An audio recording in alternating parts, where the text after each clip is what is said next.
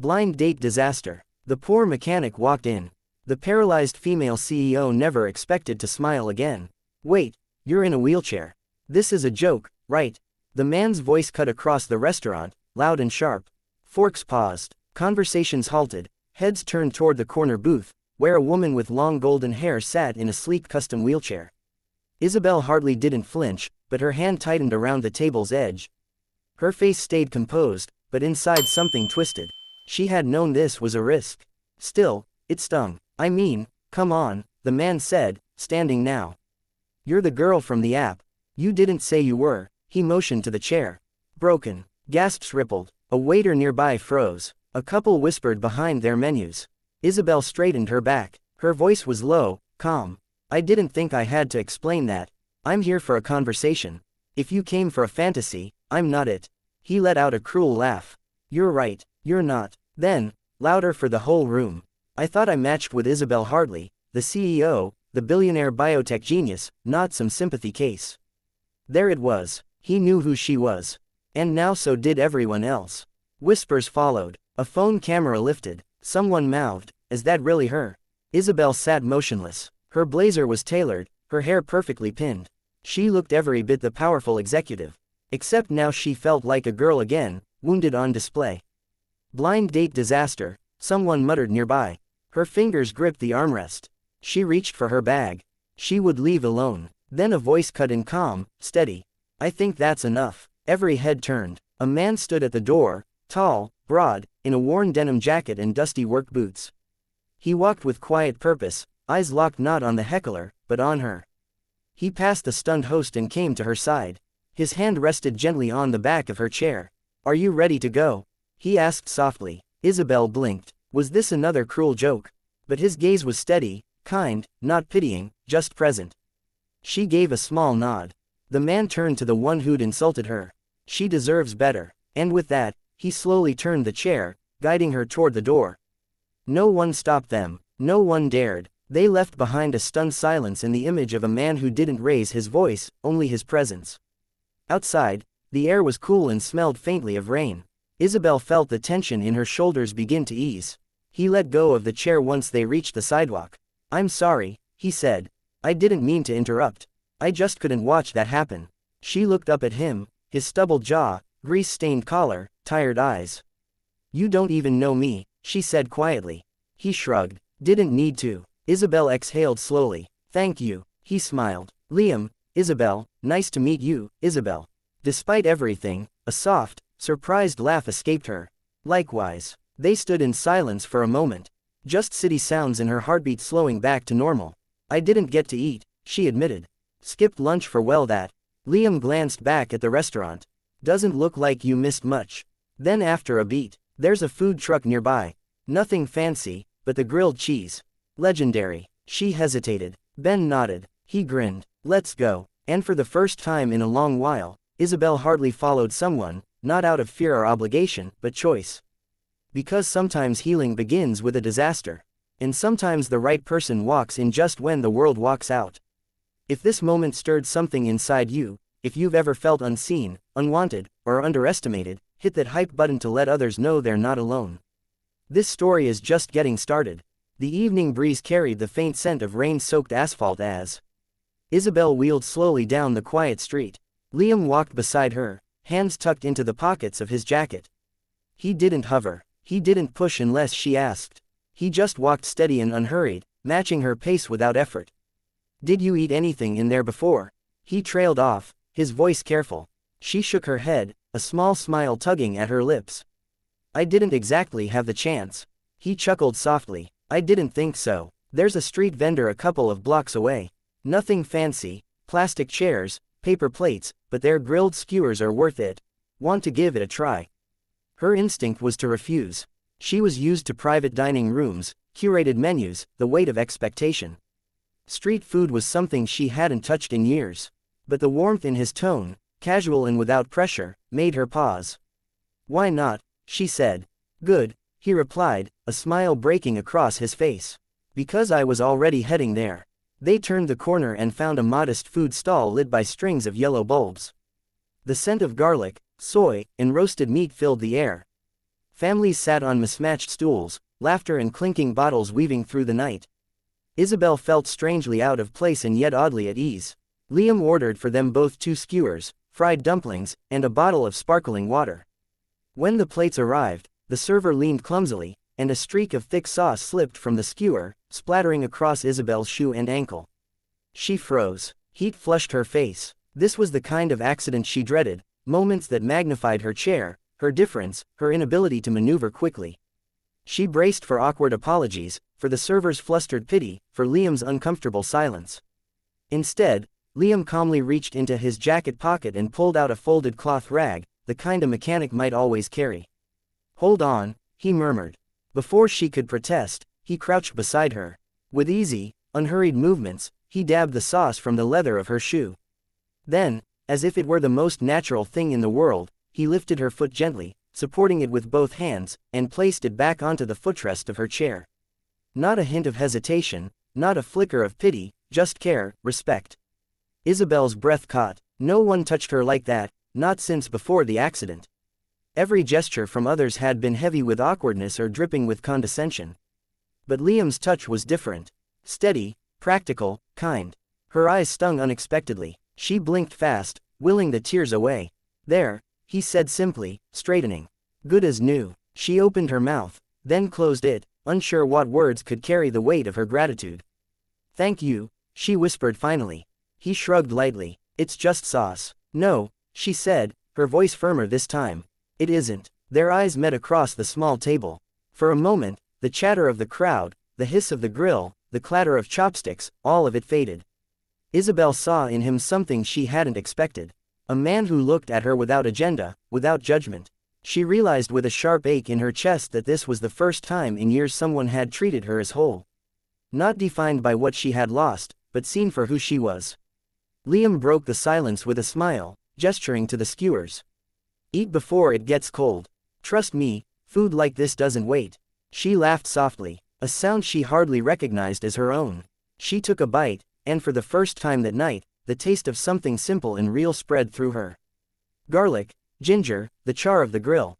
It wasn't just food, it was freedom, and sitting under the glow of yellow bulbs across from a mechanic with grease still on his hands, Isabel Hartley, CEO, heiress, survivor, felt something she hadn't in years. She felt seen. The days that followed weren't marked by grand gestures or lavish gifts. They were simple, gentle, ordinary in a way that felt rare and irreplaceable. Liam and Isabel started to meet more often, first by coincidence, then by quiet intention. Neither said it aloud, but each encounter pulled them into a rhythm only they seemed to understand. Sometimes it was a short walk, well, a slow roll, as Isabel joked, through streets where food carts glowed and children danced to street performers. Other days they shared snacks on a park bench, watching life unfold in all its messy beauty. One evening they passed a young violinist playing under a street lamp. His case was nearly empty. Liam dropped a few bills in and turned to Isabel. "Want to sit for a while?"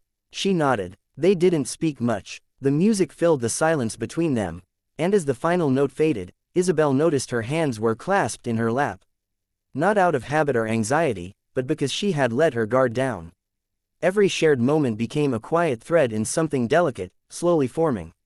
At a cinnamon bun stall, Liam reached over and wiped a bit of powdered sugar from the corner of her lip. She froze at first, then laughed loud and free. "I used to hate that," she said, "people touching my face like I couldn't do it myself. But it doesn't feel like that." "Like what?" he asked. "Like pity." He didn't reply, but his eyes said everything. That night, Isabel came home and opened her sketchbook for the first time in 5 years. Her hands moved with unexpected purpose.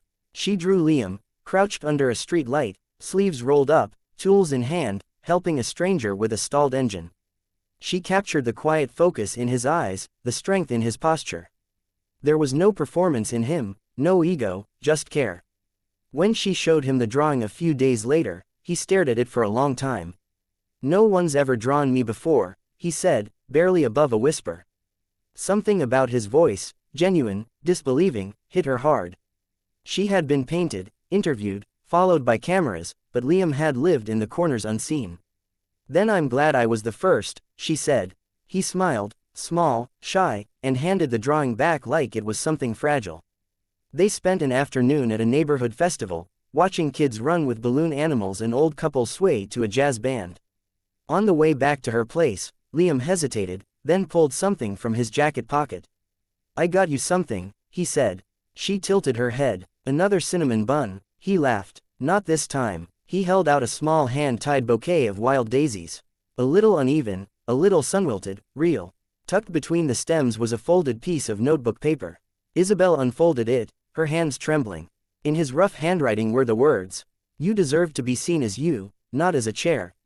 She didn't speak. The tears came quietly. For years, she'd been admired, obeyed, even feared, but not seen. People noticed the CEO, the headlines, the wheelchair. Liam saw Isabel. Not her company, not her past, not her limitations, just her.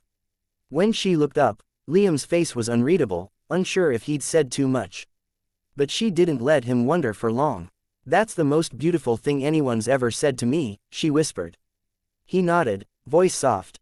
"It's the truth." As the sky darkened and string lights flickered on around them, Isabel leaned her head gently on his shoulder.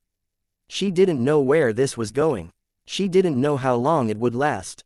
But for the first time in years, her heart felt full, and the world, once cold and sharp, began to feel warm again. The night was unusually still, the kind of stillness that made every soft sound feel closer, more intimate. They sat side by side on the rooftop of Liam's apartment building, legs stretched out, backs resting against old lawn chairs that creaked with each breath. A Bluetooth speaker hummed low beside them, soft jazz and acoustic covers blending with the wind. Liam handed her a cup of warm cider, his fingers brushing hers briefly. Isabel murmured a quiet thank you, her voice nearly lost to the breeze. He didn't speak. He never pushed her to. They sipped in silence until the song changed and Isabel finally spoke. Not with grand declarations, but with a memory. "My mother loved this song," she said softly. "She used to sing it while brushing her hair. Every night, same time, same melody." Liam turned slightly toward her, listening. "I was 15 when I told her I didn't want to sing anymore, that I wanted to study business instead of music." She didn't argue, just said, "Whatever you do, do it with your whole heart." A faint sad smile tugged at her lips. "And I did. I built the company, broke records, became CEO. I did it with everything I had." But she wasn't there to see it. The words hovered in the air. "I used to think that if I worked hard enough, succeeded loud enough, I could drown out the guilt, the emptiness." Liam set down his cup, silent. He didn't offer platitudes, just leaned back and whispered, "She already saw the part of you that mattered most." Isabel blinked, her throat tightened. "She did," she said quietly. "And I think I forgot who that girl was." The silence returned, gentle, not heavy. Then Liam spoke. "I dropped out of college," he said. "Mechanical engineering. Had a full ride." She turned to him, surprised. "My sister had a kid, then a relapse. Drugs disappeared. My mom was already sick, so I stepped in. Got a job at the shop. Changed diapers between oil changes." He gave a dry chuckle. "Not exactly the life I pictured." Isabel reached out, touched his forearm, the first time she'd initiated contact. "That must have been hard." "It was," he said. "But he's everything now. That kid saved me." They stared ahead again. Two people who'd lost deeply and loved. "Anyway, later that week, Liam texted, 'If you're free tonight, I want to show you something.' She was. He picked her up in his old truck, carefully helping her into the passenger seat before loading her chair in the back. They drove quietly through winding roads, city lights fading behind them. When they stopped, Isabel's breath caught. "The old stone bridge. This used to be," she began. "Your favorite spot," Liam finished. "I know." Her eyes widened. "I looked up the places you mentioned once," he said. "You said you used to come here with your mom, that it was your dream to walk across it one day." Her voice cracked. "I can't walk it, I know," he said gently. "But we can still cross it." He opened her door, brought out the chair, and wheeled her gently onto the path. The bridge wasn't long, but it arched in the middle. From the top, the river curved below, framed by trees that bowed like guardians. They stopped near the center. "I always imagined holding her hand here," Isabel whispered. "Thought maybe if I came back, I'd feel her again." Liam said nothing. He simply took her hand. Warm, steady, he squeezed it. "I don't feel alone anymore," she said. He turned to her, his eyes soft. "You never were." And on that quiet bridge, Isabel hardly understood something she hadn't before. Healing doesn't always come in grand gestures. Sometimes it arrives wrapped in shared silence, in gentle hands, and in someone who sees you, not for what you lost, but for who you are. The text had gone unanswered for days. Then a week. Isabel stared at her phone screen, thumb hovering over the same message she had rewritten 3 times. Hey, are you okay? Was it something I said? Can we talk? All marked delivered, none marked read. Liam had vanished. It made no sense. Their last evening had been quiet, gentle. He had kissed her hand goodnight, whispered, "You matter."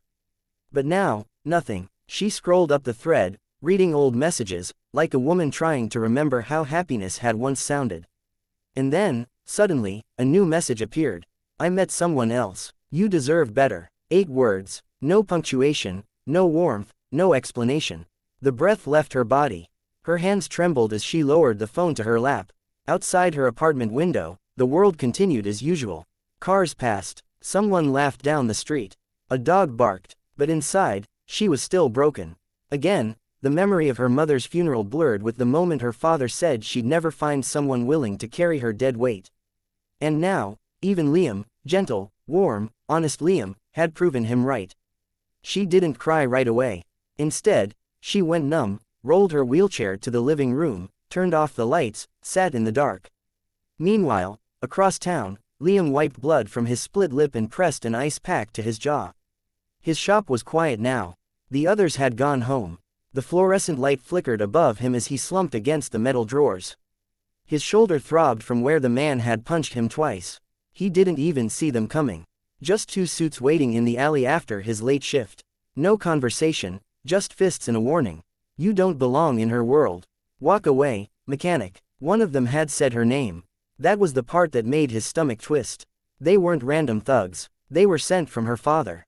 He knew. Liam sat with the knowledge like a stone in his gut. He hadn't known Isabel's full identity until a week ago. The CEO, the legacy, the billion-dollar empire. She had told him she ran a company, but not that company. He had never looked her up. He hadn't needed to, but someone at the shop had shown him a business magazine with her face on the cover. "Isn't that your girl?" They'd joke. He smiled and nodded, but something inside him turned cold. And now this. Pain bloomed through his ribs as he leaned forward to grab his phone.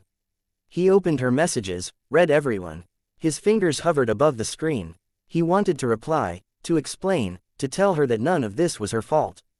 But he didn't, as Hornby expected, because how could he bring her into his world, into greasy overalls, overdue rent, and late-night fights in alleyways? She deserved someone who could protect her from this, someone who didn't have to choose between dignity and survival. So he made the cruelest choice he could think of. He lied and he told himself it was for her. Back in her apartment, Isabel sat in the dark long after the phone went silent. The ache wasn't just about Liam leaving. It was the familiarity of it. People always left. Her mother, her father, emotionally, and now Liam physically. The worst part wasn't the absence. It was how fast the silence filled in. She finally wheeled herself into her studio, staring blankly at the unfinished sketch on her desk. Liam under the streetlight, adjusting the wheel of a stranger's bike, unaware she'd been drawing him. She ripped it from the sketchbook, crumpled it, and let it fall. But even as it lay there, broken and wrinkled, she couldn't shake the memory of his hands lifting her foot so gently at that street food stall. No words, just care. She had trusted that, and now she wasn't sure what had been real. The rain was relentless. It came down in a steady curtain, drenching the empty streets and washing the city in a dull gray. Street lights blurred into soft halos of gold as water streaked down everything. Rooftops, windows, pavement. Isabel didn't care. Her cardigan clung to her skin. Her hair, once elegantly curled, now lay plastered and heavy over her shoulders. Water dripped from her lashes, soaked through the blanket she had tossed over her legs before leaving the house. She didn't know where she was going, only that she had to move, had to breathe, had to feel anything but the ache clawing at her chest. The wheels of her chair spun slower with each block, dragging against the wet sidewalk. Her hands pale and trembling, gripped the rims as she pushed forward. Each breath came sharp, choked. Rain mixed with tears until she couldn't tell one from the other. Liam's message echoed in her mind. "I met someone else." The lie was too clean, too cold. It wasn't him. She knew it wasn't him. And yet, the silence had been real. The absence, the abandonment again. Her throat ached with the weight of everything unsaid. He turned onto the familiar street near Liam's garage, more out of muscle memory than intent. Her heart knew its way there, even if her mind was trying to forget. The rain intensified. She paused under a flickering lamp post, blinking through the haze. Her hands slipped on the rims, her breath hitched, and then headlights. A car fast, too fast, rounded the corner, its tires screeching against the soaked asphalt. Isabel tried to move, her hands scrambled against the wet metal, but the wheel caught on a crack in the pavement. The car veered, a horn blared, and then arms strong, familiar, lifting her, pulling her up and out in a single motion. The world tilted, rain exploded around them, and the next thing she knew, she was in someone's arms, pressed tightly to a warm chest, the impact of what could have happened slamming into her all at once. She gasped, looked up. Liam, his face was soaked, his hair dripping, his eyes wild, his chest rose and fell in short, panicked breaths. "You," she began, but the words caught. "I saw you crossing the street," he said, voice raw. "And then the car. God, Isabel." Her bottom lip quivered, her eyes filled again. "You left," she whispered. "You left me." Liam's arms tightened. "I thought letting you go would protect you." His voice cracked. "I thought if I disappeared, your life would stay safe, untouched by all the mess that is me." She stared at him, stunned. "The message," she choked. "You lied." His nod was small, tortured. "I couldn't say the truth. Your father," he swallowed. "He sent people after me. Told me to leave you alone. I didn't want you caught in the middle." Isabel's hand clenched the front of his soaked jacket. Her entire body shook, not just from the cold, but from the torrent of emotion crashing through her. "You think I needed protection from you," she said. "What I needed was the truth. What I needed was you." Liam closed his eyes, forehead resting against hers. Rain sliding down both their faces like falling stars. "I'm so sorry," he whispered. Her fingers rose to his face, brushed away a drop or a tear. And then, without thinking, without fear, she leaned forward and kissed him. There in the middle of the empty street, soaked to the bone, heart pounding, breath shaking, she kissed him. It was not graceful, it was not quiet, it was everything. All the pain, all the waiting, all the walls crashing down in one soft collision of lips and trust, and finally choosing love without shame. When they broke apart, their foreheads remained pressed together. "Liam," she whispered, "I don't care about money, about image, about what the world thinks I should be." Her voice trembled, but her eyes didn't waver. "I want this. I want you." He let out a shaky breath. "You're going to get soaked," he said. She smiled through tears. Too late. And he looked down at her. And for the first time since the night she rolled away from that restaurant in shame, Isabel felt whole. They stayed like that a moment longer, the world softening around them in the rain. And somewhere in the distance, a car door slammed. A dog barked. Life resumed. But in that moment, everything changed. The grand hallway of the Hartley estate was colder than usual. Marble floors stretched endlessly beneath chandeliers that sparkled like ice. Isabel's wheelchair moved silently over the polished surface. Liam walking beside her, his hand steady on her shoulder. He had never belonged in a place like this, and he knew it. But he didn't flinch. At the end of the corridor, her father waited. William Hartley stood like a statue near the fireplace, arms crossed, eyes sharp. He didn't move when they entered. His gaze flicked from his daughter to the man beside her and darkened. "I see you've brought him here," he said flatly. "I have," Isabel replied. Her voice was calm but unwavering. "Because I want you to look at him when you tell me why I don't deserve love." William's jaw tightened. "That man has no place in your life. Has more of a place than anyone else ever has," she said, "including the men you tried to set me up with." William stepped forward. "You are the CEO of a multi-billion-dollar company. Your life is not your own. You're responsible for an empire. You're a Hartley." Isabel drew in a breath. Her hands gripped the wheels of her chair, knuckles pale. Then slowly she looked up and said what had weighed on her chest for years. "I never asked for any of this," she said. "I inherited it, I worked for it, I honored it, but I won't let it define whether or not I'm allowed to be happy." William's expression cracked only slightly. "And what?" he said bitterly. "You'll give it all up for him." "If that's what it takes," she answered, no hesitation. "I will." Liam turned toward her, startled. "Isabel." But she held his gaze. "I mean it." Her father stared at her for a long time. His eyes, once so full of fire, of ambition, now dimmed with disbelief. Then go, he said at last. If you walk out that door, don't expect to walk back in. A heavy silence fell, and then, without a word, Isabel turned her chair toward the door. Liam followed, pausing only to glance back once at the man still standing in his frozen world. He said nothing. Outside, the evening air was thick with the scent of pine and distant rain. The sky had darkened, but the clouds had not yet opened again. The path that led down the driveway glistened under the street lights. They moved together in silence. When they reached the end of the driveway, Isabel let out a slow breath. That was easier than I expected, she said. Liam didn't respond at first. Then as they reached the edge of the property, he stopped walking. She turned to look at him. What is it? Liam crouched slightly so they were eye level. His hands rough from work found hers still cool from the night air. You shouldn't have to give up your life for me, he said quietly. I didn't give up my life, Isabel said. I walked away from a prison I mistook for a legacy. She paused, then softer. You gave me the courage to want more than just survival. He looked at her, eyes glassy, lips parted. I don't need the world, she whispered. I just need you there when I fall apart.